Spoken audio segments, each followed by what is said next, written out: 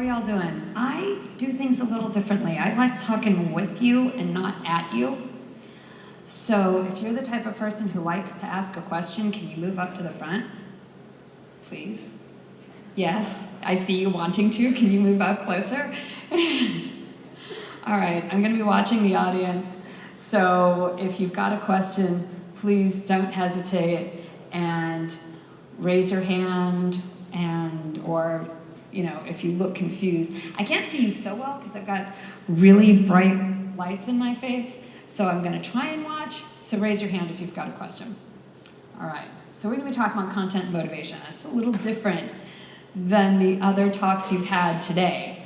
My background, I've been working in marketing now for a long time. Came up through the ranks in tech. I've got an MBA from Kellogg, and I have an agency. And we do, and I also have a podcast. If you happen to have a SaaS business and you're interested in growing that SaaS business, you might like the podcast. So we've worked with multiple companies, mainly tech-related, a couple of enterprise, you can see AXA and Allianz, and we help companies develop mindshare. Now, what does that mean? Well, that means that we help develop how people think of you. So that's your brand, it's design, it's PR, it's awareness, and this is what we do with companies. Now, like I said, this talk is a little different than the others today. We're going to be talking about the chemicals in your body. Anybody here know about endorphins, serotonin, oxytocin? Yes? Yeah? Everybody. Okay, good. Do y'all know how they work? Okay, we're going to talk a little bit more about that. You're going to have a better idea after today. So let's go and get started. The chemicals. Endorphins. Now, endorphins are endurance. It's how we're able to push forward. How do you get them in the digital realm? Well, in a non-digital realm, it's through exercise. In the digital realm, it's by writing copy that's funny. Funny brings in endorphins. Now, everything that we do, I'm going to be talking about, is going to be talking about how we can do it offline and both online. And another thing that we can do, and since I am the last one right before lunch, I can help you all get some endorphins right now. Stand up. Everyone. Yes, you too. Okay. How many of you have seen Amy Cuddy's TED Talk or heard about power posing? Okay, so power posing is this. That's not actually very helpful, so we're not going to do that. What we're going to do is we're going to raise our arms for 2 minutes, starting now. It's going to be kind of hard for me to do with this, so I'm going to have to cheat a bit. We're going to have our arms up for 2 minutes. Now, what is this? This is a brain hack. Now, how is it a brain hack? Because raising them all the way up, it hurts to do it. There's a point to this. You need to feel that burn, okay? The burn is a type of exercise, and it brings in the endorphins, all right? So that's why this is partially powerful. You do this for, what happens when you win a race? What do you do? Like this, right? What do you do when you get an account you're really excited about? Yes. I was in Kellogg, I was in the middle of class, and this woman behind me screamed out, yes, and put her arms up in the middle of class. And we all turned around and went, what? And she's like, I just closed a really big account. And we're like, oh, okay. You should be paying attention to class, but that's a bigger deal. So that was great. That's what we do. This is what we do when we get really excited. Well, you do this for 2 minutes, and it cuts off cortisol, which I'll be talking about in another minute or so. And cortisol is our stress hormone. So if you've had a really bad meeting, if you've had a really bad day, you raise your arms up for 2 minutes and you're going to feel great. Now, I've got 2 boys, and one of my boys has a learning disorder. He's got a neurological cognitive learning disorder. And in 3rd grade, we got a phone call from his teacher, and she said, I don't know how to get him to talk in class. Even when he knows the answer, he won't talk in class. He was flooded with cortisol because he was so stressed to be in class, so he never talked. Well, I started having the boys raise their arms every morning as I drove to school for 2 minutes, every single morning. And a month later, we get a phone call from the teacher. I have no idea what happened. He's completely changed. He's asking questions, he's concentrating, he's doing his homework in class, he's behaving completely differently. This is the only thing we did.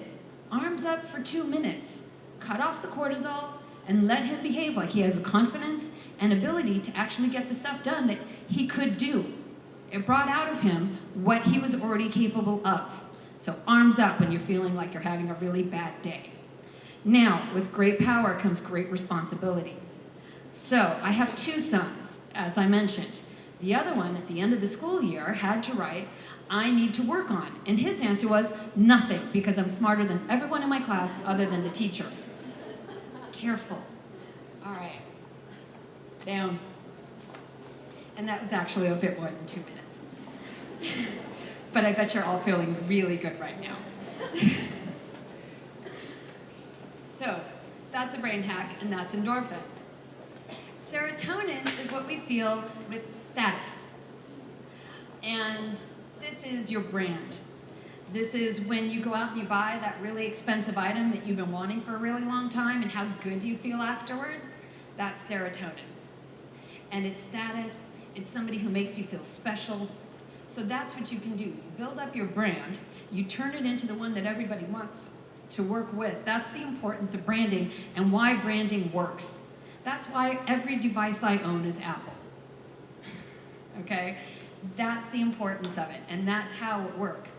All of these chemicals, all the good ones that I'm talking about, are mildly, I don't want to say addicting, but they feel good, and so you want more of them, which is how they end up working. Oxytocin is the mommy chemical. When you have children, you get flooded with oxytocin. This is community. So when you go onto social media and you connect with someone and you have a really nice conversation with them and you really feel like you've connected, you get a little dose of oxytocin. And that's why community matters. It makes you feel like you're a part of something. It makes you feel good.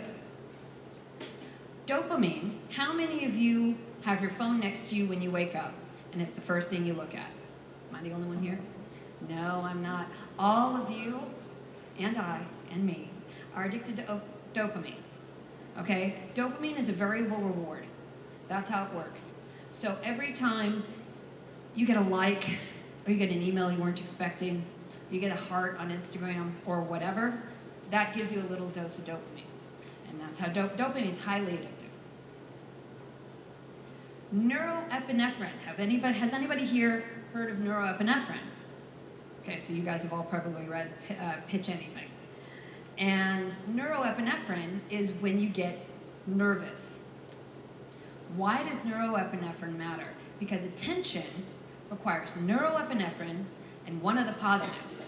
So say neuroepinephrine and dopamine, or neuroepinephrine and endorphins. So you either got to make somebody nervous and then make them laugh, make somebody nervous, make them feel special, make somebody nervous and make them feel connected. One of them. Or make them feel like they've done achievement. Dopamine is achievement. And with that, you get their attention. Me making you stand up today and put your arms up, that annoyed you. That brought in tension. Well, it may have annoyed some of you. So that brought in tension. But having your arms up for 2 minutes is hard.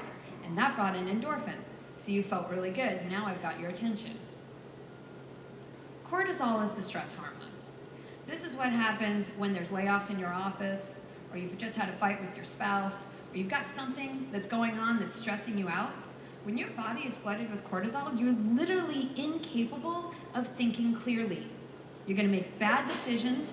You're going to react to things the wrong way. I see a lot of nodding heads here. Okay? Cut that off, arms up. 2 minutes. Cuts it right off. Then you write the email response. Then you do, then you answer the whatever. You do what you have to. But don't, when you know you're flooded with cortisol, keep that in mind. And we do things in order to avoid cortisol, as you'll see. So, this is about how to ask.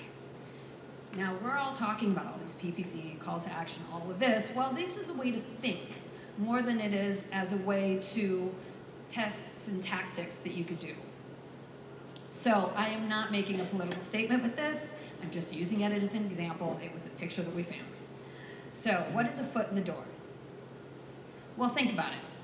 During political season, what happens? Somebody comes to your door and they say, hey, can we put this little sign of this, do you agree with this candidate? Or do you believe in this, this, and this? And you're like, oh yeah, totally. Oh, do you believe in this, this, and this? Oh yeah, absolutely. Oh, well, so does our candidate. Would you be willing to put this little sign in your front window?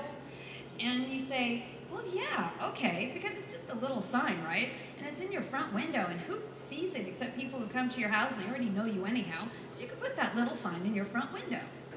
Okay. Well, then they come back to you a month later. Well, since you put that little sign in your front window, would you put this slightly larger sign in your front window? Well, you said yes to all the things that this candidate believes in. You said yes to the little sign in the front window, so you're more likely to say yes to the bigger sign. And then they come back a month later and they say, could you put this tiny sign in your front lawn? And you say yes, because you said yes to everything before. A month later, can you put this big sign in your front lawn? And you say yes. And that's how people end up with that massive sign in their front lawn. Now, what you're trying to do is get your customer to do something.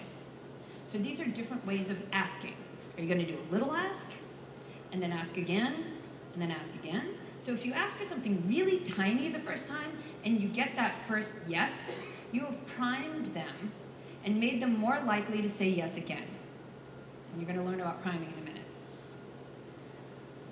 Notice, actually back really quick, they do not come to your door and say, can we put this huge sign in your front window or your front lawn? That's not the first thing they do. Baby steps to get you there. Then you've got big ask, small ask. Well, that's that.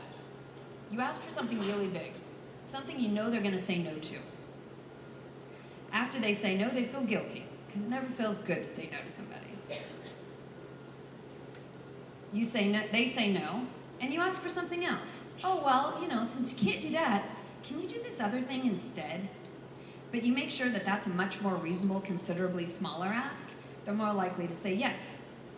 They feel bad for saying no in the first place, so that's a way to pull them in for something else.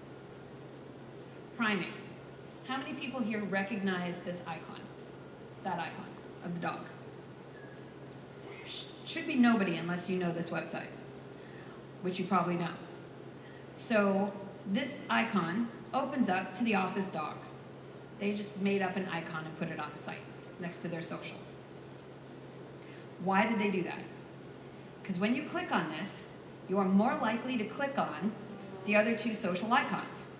And it raised their conversion on social to social by 20% from their website.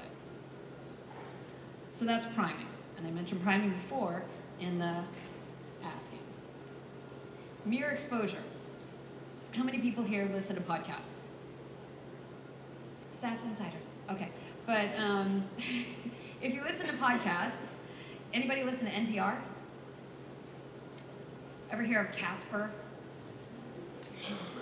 Guess what mattress I have? Okay, yeah, mere exposure, it works. It works really, really well. If you have an app, for some reason, radio, podcasts, all of that, you get in somebody's head. Because they're listening to you, and especially if they're listening to a podcast, because they're usually listening either on the radio or in the car, or while they're walking with their earphones. You get it on the earphones, that's actually a direct line to the brain. That's so powerful. It goes in and is way stronger in the way it's actually taken in by the body. So earworms work, and they work really, really well. Reciprocity. Your ability to promote others. Promoting others will have them promote you. Every chance you get to build somebody else up, go do it. This was back in the day. I was head of marketing over at a company called Annabelle. They had a commercial YouTube channel. Before I got there, there was somebody who had a background in, I'm sorry to say it, SEO, SEM, and PPC. And when he came in, he said no to everyone who wrote in to our commercial YouTube channel. Every animator, and we had 3 years worth of animators that we had focused and featured on our commercial YouTube channel. Every time somebody wrote in, oh, could you put my Twitter on there? No. My URL? No. He just said no to everyone. And we had a horrible reputation. We had no community, and nobody liked us. I came in and changed it all around. We reached out to every single animator, 3 years worth. We introduced ourselves, we said we love them, we love your work so much, we featured you, we gave them the URL of the page they were featured on.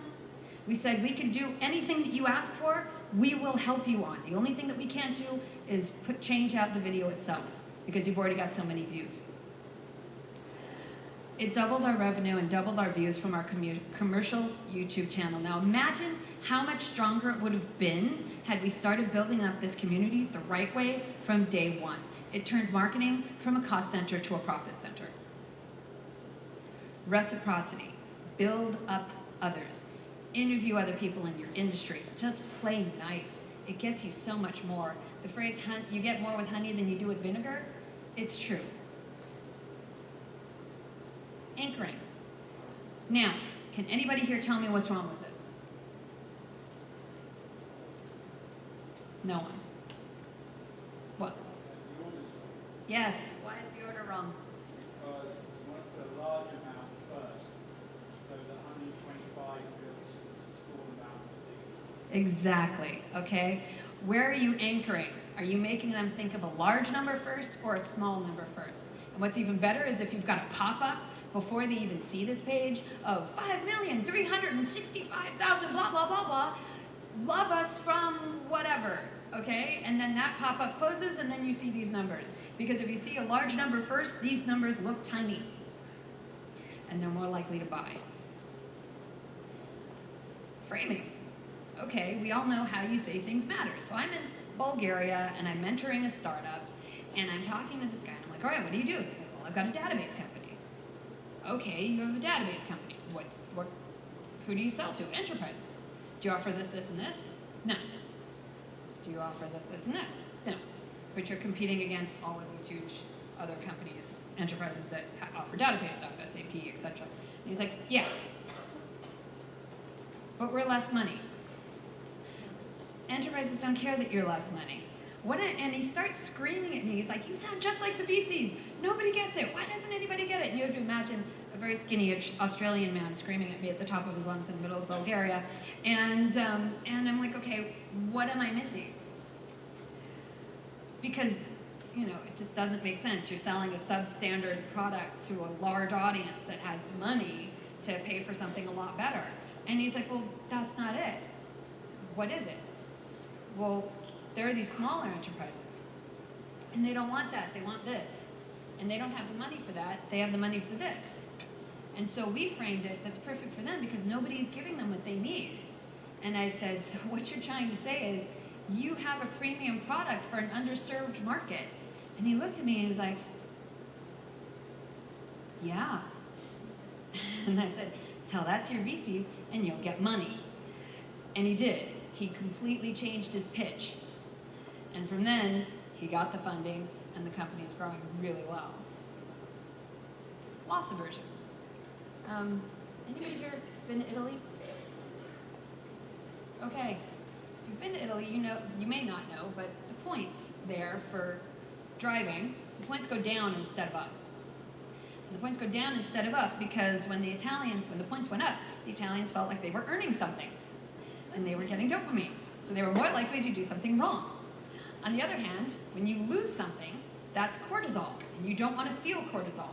So having the points go down instead of up was loss aversion. You're avoiding the cortisol, and they started driving better on the roads, and less accidents happen. So that's loss aversion. It is the limited time only, scarcity, having a sale until this. Easter egg, making somebody feel special. Mixed panel. Nimbus 2000. Anyone get this? Nimbus 2000? Harry Potter. Thank you, Harry Potter. All right, so it's a Harry Potter reference. Can you use this without the Harry Potter reference? Yes, but the second you get that Harry Potter reference, you feel special. They did this for you. You are part of this group. So you get a little dose of serotonin, because that's a status thing. Or maybe you feel like you're a part of a group, so you get a little piece of oxytocin. Achievement. This is dopamine. And this is from Toggle. And our head of design, Leda, really loves her achievements, and this is what she's been worked up to. Us versus them. Who here has a Mac? Who here has a PC? Okay, how about Apple phone, iPhone? Now Android. Has anybody ever gotten in an argument about Mac versus PC or Apple versus, or iPhone versus Android? Yes, us versus them. Apple is the master at this. Okay, this is how they get you with their brand. Social identity theory. How can you weave that into your marketing? Confirmation bias. I am totally guilty of sharing articles on Facebook that I haven't actually read. I really liked the heading. Yeah, okay, there's a couple people out there like me. That makes me feel better.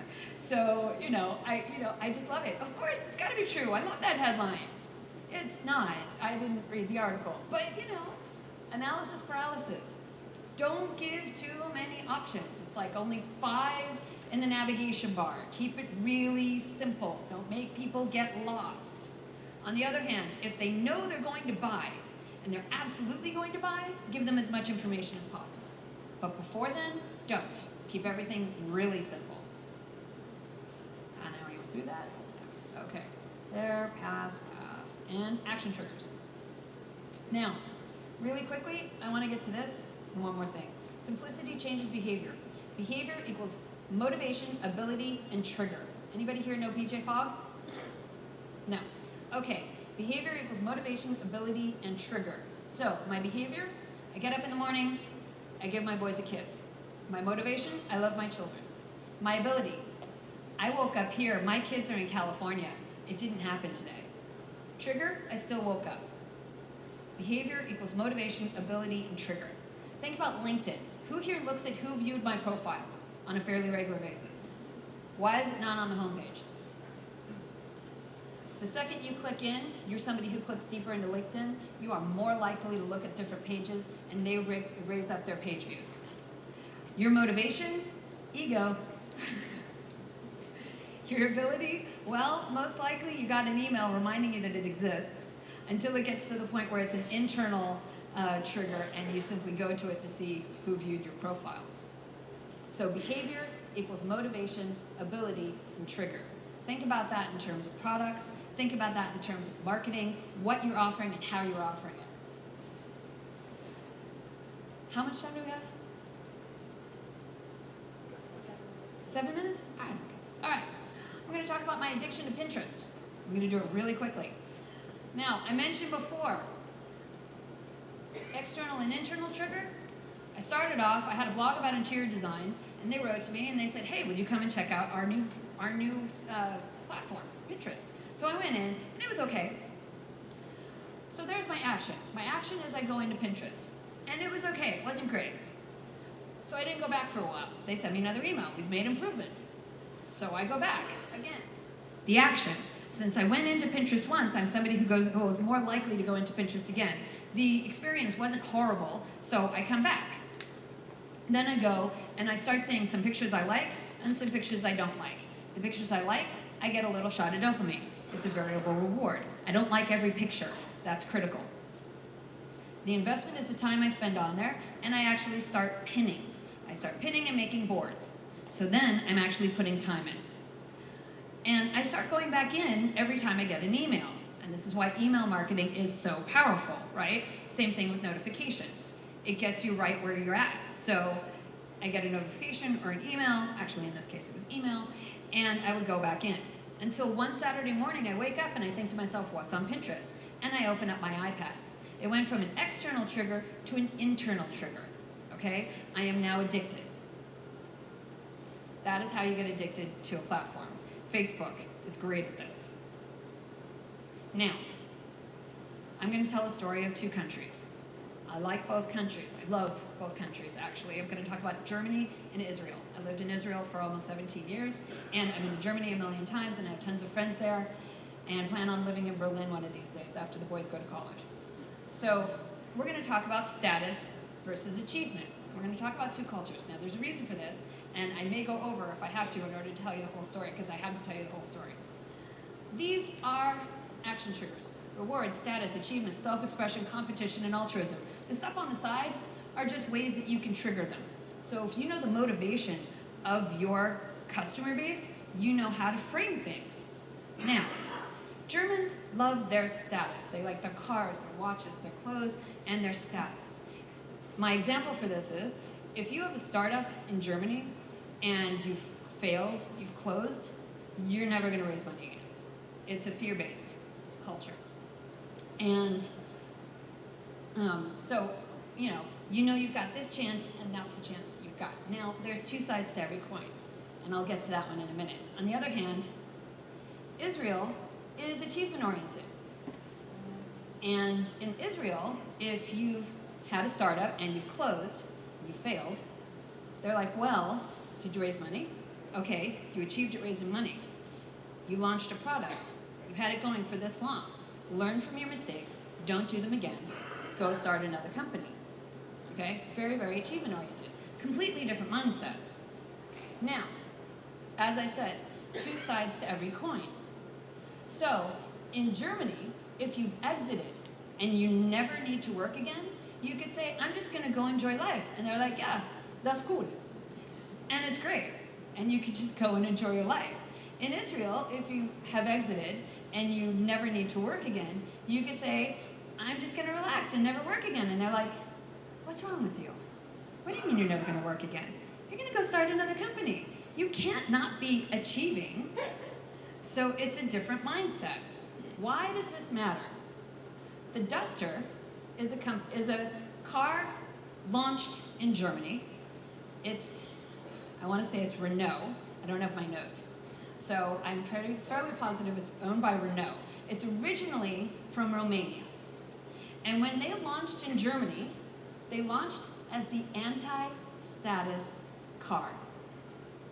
They knew their market so well. So if you go to YouTube, you can find from 2012 in German ads from Duster about the anti-status car in Germany. And it was gangbusters. The Germans loved it. It was completely different. Because most Germans have cars that relate to Mercedes, BMW, Saab, the cars that you expect. And this came out and was something completely different, the anti-status car. I just gave this talk last week at Content Marketing World, and there was a German in the audience, and he knew the ad.